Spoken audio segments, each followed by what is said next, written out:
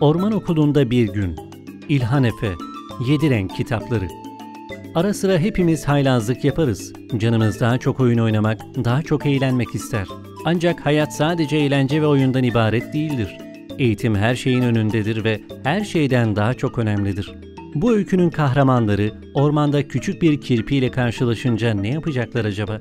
Yıldırım ve gök gürültüsünden korkmalarına gerek var mı? Bilge Baykuş onlara neler anlatacak? Hepsi iki kapağın arasında.